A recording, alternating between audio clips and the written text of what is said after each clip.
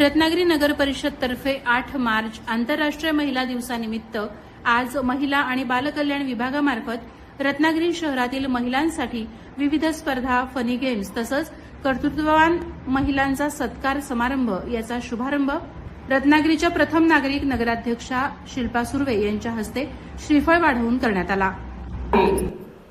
मगाशीच आमच्या विभाग प्रमुख नूरकर मॅडम यांनी सांगितलं की यामध्ये आम्ही जशा विविध स्पर्धा ठेवल्यात तशा महिलांच्या वयोगटाचा सुद्धा विचार केलेला आहे।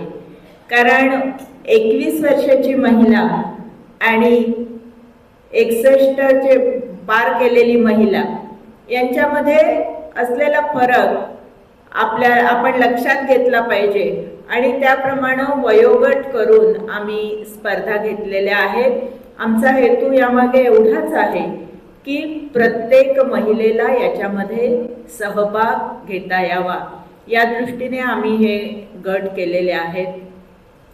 आज पाठांतर स्पर्धा होणार आहेत, त्याचबरोबर सॅलड डेकोरेशन स्पर्धा आहेत, रांगोळी स्पर्धा आहेत, मेहंदीच्या स्पर्धा आहेत।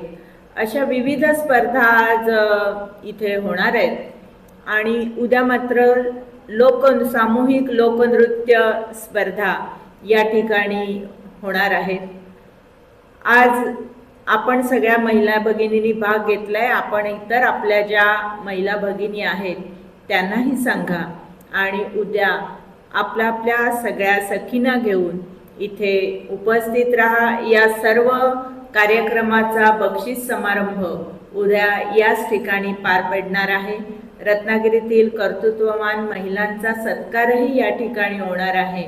तर आजच्या प्रमाणे उद्याही आपण प्रचंड बहुमताने प्रचंड गर्दीने इथे उपस्थित राहायचं आहे आणि या सर्व कार्यक्रमाचा आनंद लुटायचा आहे।